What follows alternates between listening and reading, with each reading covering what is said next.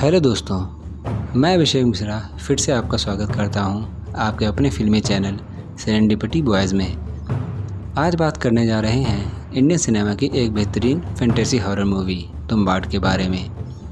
साल 2018 में आई इस फिल्म की कहानी एक दंतकथा के ऊपर बनी है और फिल्म में काम किया है सोहम शाह, रंजनी चक्रवर्ती और मोहम्मद शामन ने। इंसान का लालच उसके लिए कितना बुरा हो सकता है, यही इस फिल्म में बताया गया है। फिल्म शुरू होती है एक औरत से जो एक अनजान जगह पर अपने पति से सोने की मुद्रा पाने की चाह में लगी है। वो बोलती है कि शाम होने वाली है और उसे अपने घर में रह रही बूढ़ी को खाना देने जाना है, नहीं तो अगर वो बूढ़ी जाग गई तो अनर्थ हो जाएगा। वहीं से थोड़ी दूर उसके बच्चे दिखाए जाते हैं जो आपस में बात करते हैं कि बूढ़ी, जो कि उनकी दादी है, को खाना समय पर मिलना चाहिए। देर होने पर बड़ा भाई खुद जाके खाना बनाता है और छोटे भाई को बूढ़ी को खाना खिलाने को बोलता है।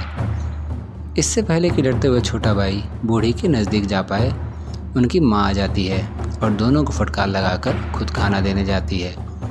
तब उसका बड़ा लड़का अपनी माँ से पूछता है कि क्या वो सोने की मुद्रा ला पाई, लेकिन वो ये कहकर मना कर देती है कि मुद्रा कमानी पड़ती है, इतनी आसानी से हर चीज़ नहीं मिल पाती। अगले सीन में दोनों भाई आपस में उस सोने की मुद्रा से भरे खजाने की बात कर रहे हैं। इसके बारे में शायद कोई नहीं जानता। उसी समय छोटे भाई का पैर फिसल जाता है और वो पेड़ से गिरकर बेहोश हो जाता है। उसकी माँ उसको लेके डॉक्टर को दिखाने भागती है और जाते जाते बड़े लड़के विनायक को हिदायत दे जाती है कि आज उसे ही बूढ़ी को खाना खिलाना पड़ेगा। उसके उठने पे लड़के को एक मंत्र बोलना पड़ेगा जिससे बूढ़ी फिर से सो जाएगी।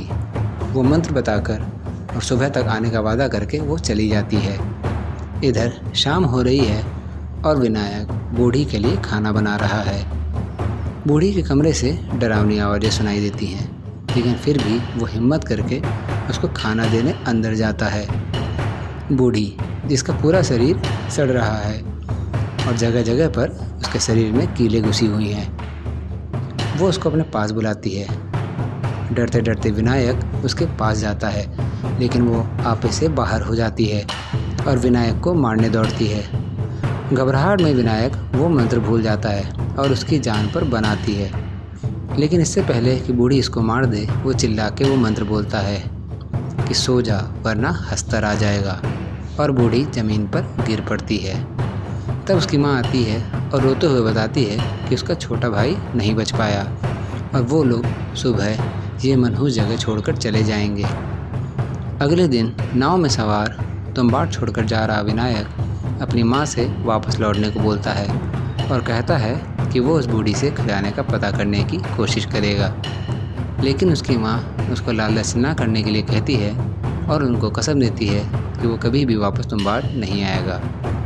15 साल बाद विनायक वापस अपने घर आता है और देखता है कि उसकी दादी अभी भी जिंदा है और उसी घर में ज़मीन में धंसी हुई है।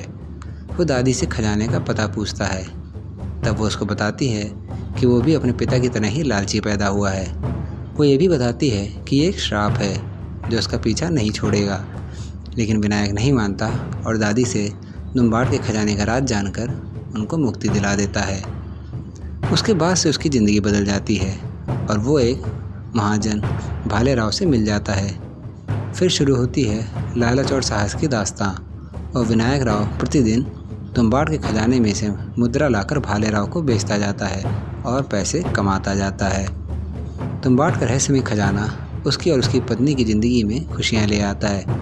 इधर भाले राव विनायक के इस अनमोल खजाने का पता जानने के लिए उसके घर में अपनी लाई हुई वेश्या रखवा देता है। विनायक राव ये बात जान तो जाता है, लेकिन भाले राव को कुछ बोलता नहीं है। फिर भाले राव रात में उसका पीछा करता है और उसके पीछे पीछे तुम्बाड़ के किले तक पहुंच जाता है।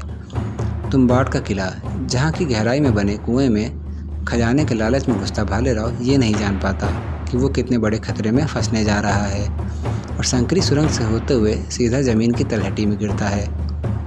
आसपास की खून से सनी लाल दीवारें और लाल ज़मीन देखकर वो डर जाता है, लेकिन ज़मीन में पड़े बॉक्स को देखकर खुश हो जाता है। उसे लगता है कि सोने की मुद्रा इसी बॉक्स में होगी और ये सोचकर वो बॉक्स को खोलता है, लेकिन उसमें रखी आटे की गुड़िया देखकर उसके होश उड़ जाते हैं। इससे पहले कि वो और कुछ समझ पाए, एक अनजान शैतान उसको घसीट कर ले जाता है। तब विनायक उस जगह उतरता है और वहीं की दीवारों में खून से सने भाले राव को देखकर दुखी हो जाता है। फिर वो अपने पास से आटे की गुड़िया निकालकर हवा में दिखाता है और तब उसके सामने प्रकट होता है प्राचीन दंत कथाओं का शैतान हस्तर, जो सालों से अनाज का भूखा है और अनाज देखकर पागल हो जाता है।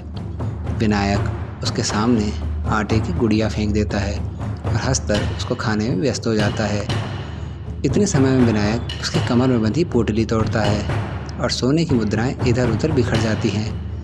इससे पहले कि हस्तर अपना खाना ख़त्म कर पाए, विनायक जितनी हो सके उतनी स्वर्ण मुद्राएं समेटता है और रस्सी के सहारे वापस बाहर निकल आता है। इसी तरह स्वर्ण मुद्राओं के सहारे विनायक राव की ज़िंदगी मज़े में गुजर रही होती है। फिर समय गुजरता है और वो बूढ़ा और कमज़ोर होने लगता है। रस्सी पर जल्दी चढ़ पाना अब उसके बस से बाहर की बात होने लगती है। तब वो अपने बेटे को इस काम में पारंगत करने की सोचता है और तुम्बाड़ जाते हुए इस बार अपने बेटे पांडु को भी साथ ले जाता है। रास्ते में विनायक उसको हस्तर की कहानी, खजाने का रहस्य और अनंत काल तक के लिए मिलने वाले श्राप के विषय में बताता है। तुम्बाड़ के किले पहुंचकर दोनों पिता पुत्र आटे की गुड़िया बनाने का अभ्यास करते हैं। अब विनायक उसके साथ कुएं के नीचे देवी की कोख में उतरता है। उसका पुत्र खून से सनी दीवारें देखकर डर रहा होता है। तब वो उसको बताता है कि हस्तर बिना आटे की गुड़िया देखे नहीं आता, इसलिए उसे डरने की ज़रूरत नहीं है। वो दोनों आज अभ्यास करने आए हैं, इसलिए गुड़िया कुएं के बाहर ही पड़ी हुई है। उसकी बात सुनकर उसका बेटा अपने पास से गुड़िया निकालकर अपने पिता को दिखाता है, जिससे वो भूलवश उठा लाया था। और इससे पहले कि विनायक उसको छुपा सके, हस्तर आ जाता है। तब किसी तरह अपने बेटे और खुद की जान बचाकर वो वहाँ से निकल तो आता है, लेकिन बेटे को भविष्य में ऐसी गलती ना करने की सलाह देता है। उसका बेटा अपने पिता को सोने की मुद्राएं दिखाता है, जो उसने तब हासिल की थी जब वो दोनों हस्तर से बचकर भाग रहे थे। विनायक उससे खुश होता है और एक मुद्रा उसकी पहली कमाई बोलकर उसको लौटा देता है। घर पहुंचने पर पांडु अपनी माँ को सोने की मुद्रा दिखाता है, लेकिन हस्तर उसके खजाने वाली बात छुपा जाता है।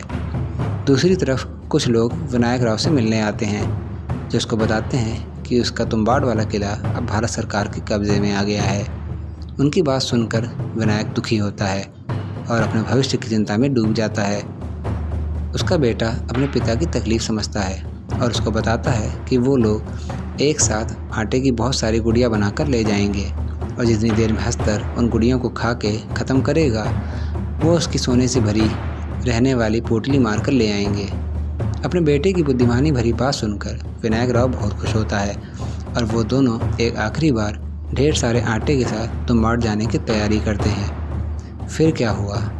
क्या विनायक राव हस्तर के पास से वो पोटली चुरा के ला पाया? क्या पांडु की ढेर सारी गुड़ियों वाली योजना कुछ काम आई? हस्तर के श्राप की क्या कहानी थी? क्या दादी के अनुसार ये श्राप विनायक और उसके परिवार का पीछा छोड़ पाया? ये सब जानना चाहते हैं तो आपको ये बेहतरीन फिल्म देखनी होगी। तो दोस्तों, ये था हमारा आज का वीडियो। आपका कैसा लगा? अपनी राय कमेंट सेक्शन में ज़रूर लिखें और अगर वीडियो पसंद आए तो लाइक करें। अगर ऐसी ही और भी अनोखी और अनसुनी फिल्मों के बारे में जानना है तो हमसे जुड़े रहें और चैनल को सब्सक्राइब करें। आज के लिए इतना ही, मिलते हैं अगली वीडियो में। धन्यवाद।